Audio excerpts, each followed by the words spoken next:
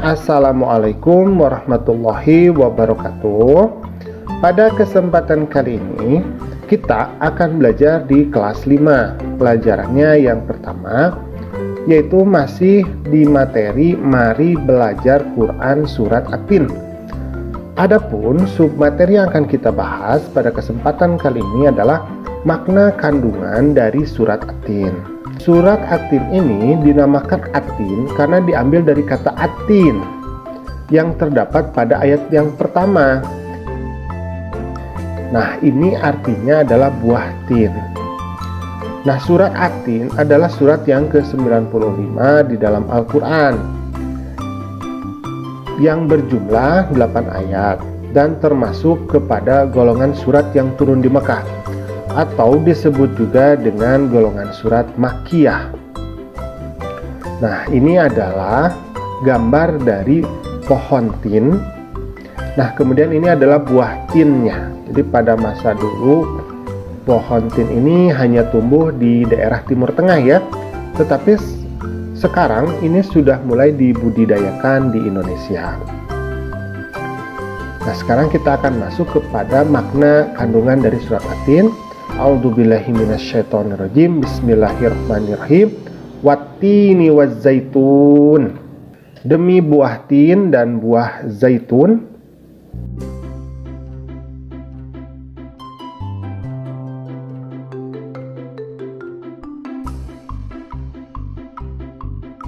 Jadi maknanya adalah bahwa buah tin ini adalah buah yang enak dan lembut serta cepat dicerna dan memiliki banyak manfaat untuk kesehatan.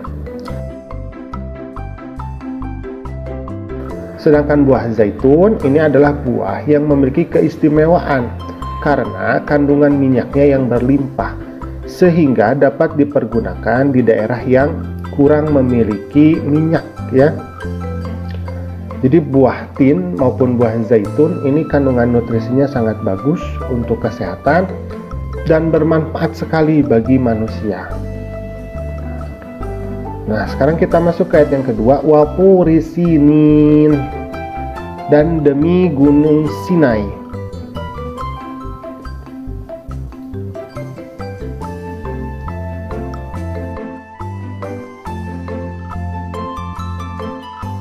Jadi gunung Sinai ini terletak di semenanjung Sinai, lintasan atau perbatasannya antara tanah Mesir dan Israel, kemudian Arab dan Mesopotamia. Gunung Sinai ini tingginya 2285 meter.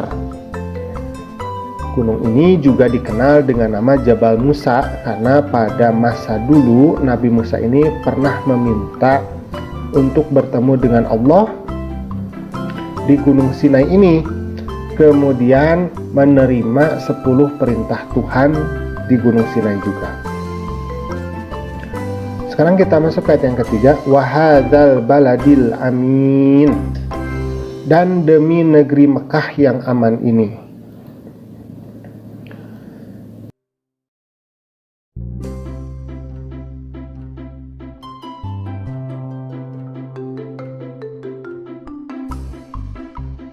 Jadi yang dimaksud dengan baladal amin, di negeri yang aman ini adalah kota Mekah. Jadi kota yang aman ini adalah kota Mekah. Kota ini disebut dengan kota yang aman karena siapapun yang memasukinya terjaga keamanan dan keselamatannya. Jadi kota Mekah itu hanya boleh dimasuki oleh orang muslim saja. Jadi selain orang muslim tidak boleh. Jadi non muslim itu tidak boleh masuk ke kota Mekah ya. Kemudian kita masuk ke ayat yang keempat. Laqad khalaqnal insana fi ahsani taqwim. Sungguh kami telah menciptakan manusia dalam bentuk yang sebaik-baiknya. Jadi pada ayat ini dikatakan bahwa Allah Subhanahu wa taala menjadikan manusia itu dalam sebaik-baiknya bentuk. Jadi kalau kita memperhatikan binatang ya, ada binatang yang tidak memiliki tangan, ada binatang yang hanya hidup di dalam air. Jadi binatang itu tidak dijadikan Allah sebagai makhluk yang bentuknya sempurna seperti manusia. Kita patut bersyukur ya, bahwa binatang kalau dia gatal saja itu kesulitan untuk menggaruknya. Kalau kita manusia itu memiliki keleluasaan tubuh, jadi memiliki kaki untuk berjalan, memiliki tangan untuk meraih, ya, dan wajah kita pun ini sangat rupawan, ya, sangat ganteng, sangat cantik, ya. Jadi kita itu adalah manusia, itu adalah makhluk yang rupanya itu adalah sebaik-baiknya, yang paling sempurna. Sekarang kita masuk ke ayat yang kelima. Tsumma radadnahu asfala safilin. Kemudian kami kembalikan dia ke tempat yang serendah-rendahnya. Jadi Allah Subhanahu wa ta'ala mengingatkan kepada manusia, sekalipun mereka sempurna, ini dapat turun derajatnya menjadi hina karena pengetahuan, sikap, dan perilakunya apabila telah keluar dari aturan yang telah ditetapkan oleh Allah melalui Rasul-Nya. Di manusia-manusia itu kalau perilakunya, sikapnya itu buruk, maka dia bisa turun sekali derajatnya, bahkan lebih rendah dibandingkan hewan.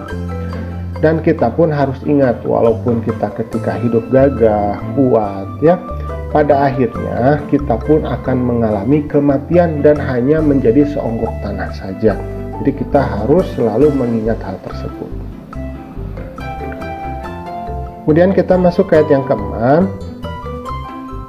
Illal ladzina amanu wa 'amilus sholihati falahum ajrun ghairu mamnun. Kecuali orang-orang yang beriman dan mengerjakan kebaikan, maka mereka akan mendapatkan pahala yang tidak ada putus-putusnya. Nah, maka orang-orang yang tidak pernah hina adalah mereka yang beriman dan melaksanakan amal solih. Orang yang demikian itu akan selamat dari kehinaan di dunia maupun di akhirat. Jadi kita beribadah kepada Allah, ini namanya muamalah sama Allah. Kita melakukan sholat, kita melakukan puasa, tetapi kita juga jangan lupa dengan muamalah ma'anas. Jadi muamalah ma'anas itu adalah menjaga hubungan baik dengan sesama manusia, ya. Kita berzakat, kita memberikan sedekah, kita senyum kepada saudara. Nah, ini jangan lupa. Jadi ibadah kepada Allah itu harus bagus, harus baik, tetapi kita juga harus menjaga hubungan baik di antara sesama manusia. Kemudian sekarang kita akan masuk ke ayat yang ke-7. Fama yukadzibuka ba'du biddin. Maka apa yang menyebabkan mereka mendustakanmu tentang hari pembalasan setelah adanya keterangan-keterangan itu? Alaihissallahu biahkamil hakimin. Bukankah Allah itu adalah hakim yang paling adil? Maka pada hari kiamat nanti akan ada yang namanya hari pembalasan terhadap semua perbuatan manusia. Apakah itu baik, apakah itu buruk.